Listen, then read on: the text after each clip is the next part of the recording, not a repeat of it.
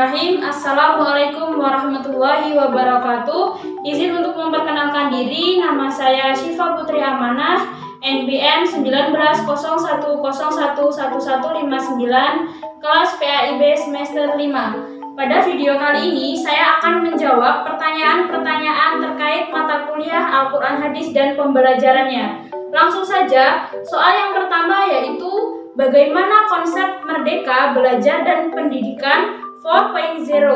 Konsep Merdeka Belajar berbeda dengan kurikulum pendidikan formal di Indonesia. Konsep pendidikan baru ini sangat memperhitungkan kemampuan dan keunikan kognitif individu para siswa. Tujuan dari konsep Merdeka ini sendiri yaitu proses belajar peserta didik menjadi merdeka atau bebas. Bebas di sini diartikan sebagai bebas dari sistem kejar target nilai. Garis besar konsepnya yaitu yang pertama, konsep asesmen kompetensi minimum. Konsep ini fokus tentang bagaimana siswa mampu berpikir secara kritis dengan menggunakan kemampuan kognitifnya. Yang kedua, survei karakter. Pada konsep survei karakter, pemerintah akan menilai secara menyeluruh terkait kualitas pendidikan di sekolah. Bukan hanya tentang hasil belajar, tetapi juga ekosistem dan infrastruktur pendidikan yang tersedia. Kemudian yang ketiga yaitu perluasan penilaian hasil belajar. Pada konsep ini, kedepannya siswa akan diberi ruang untuk bisa mengembangkan diri mereka sesuai dengan minat dan bakat.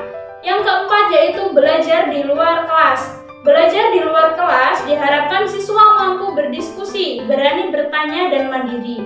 Yang kelima yaitu sistem zonasi. Sistem zonasi yaitu penerimaan murid baru akan berubah sesuai kebijakan daerah masing-masing. Soal yang kedua yaitu apa rancangan perencanaan pembelajaran Al-Quran Hadis dan pembelajarannya yang Anda miliki dalam menyambut era pendidikan 4.0 ini. Era revolusi industri 4.0 telah merubah tatanan budaya dan pola kehidupan masyarakat, begitupun dengan pendidikan Islam banyak sekali dengan perkembangan dan perubahan.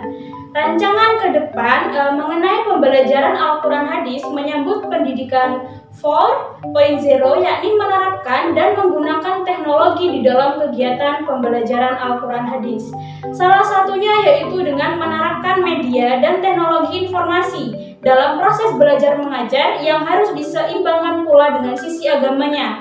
Karena apabila media informasi tanpa adanya penyeimbangan sisi religiusnya, maka informasi-informasi yang beredar akan kurang bernilai, serta menerapkan sistem pembelajaran di mana peserta didik diarahkan untuk mampu berpikir secara kritis dan memahami ayat-ayat Al-Quran.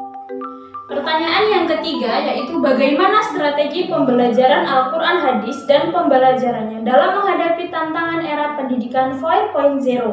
Beberapa strategi pembelajaran yang dapat diterapkan dalam menghadapi tantangan era pendidikan 4.0 antara lain yaitu yang pertama, guru membantu siswa dalam belajar. Yang kedua, memberikan kesempatan siswa untuk berkembang dan berprestasi. Yang ketiga yaitu penguatan pendidikan karakter atau PPK. Yang keempat yaitu melek teknologi, dan yang kelima menjadi guru yang efektif.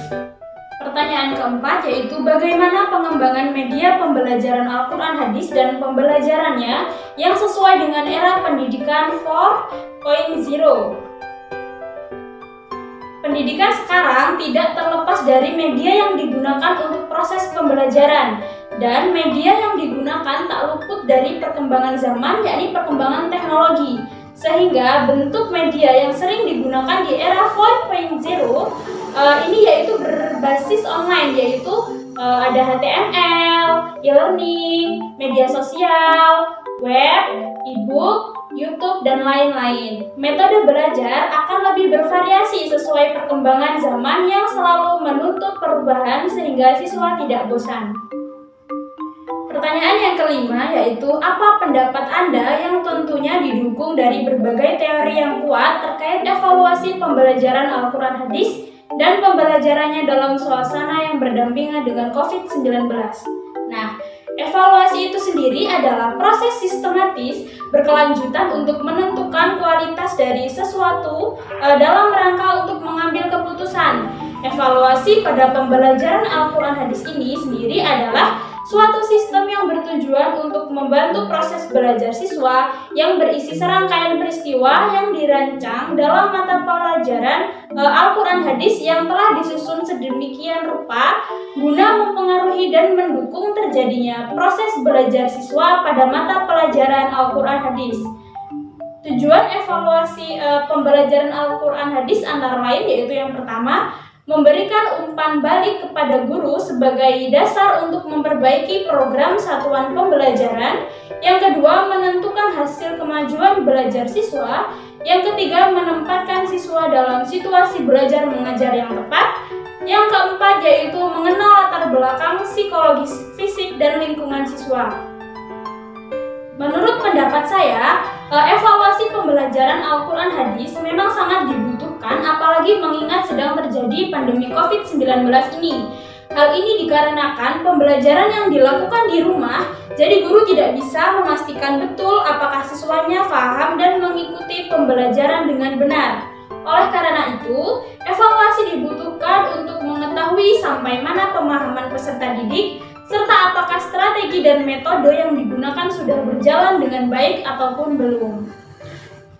Sekian jawaban dari saya terkait soal UTS mata kuliah Al-Quran Hadis dan pembelajarannya. Jika ada kurang atau salah kata, saya mohon maaf dan kepada Allah saya mohon ampun. Saya akhiri, wabillahi taufiq wal hidayah. Wassalamualaikum warahmatullahi wabarakatuh.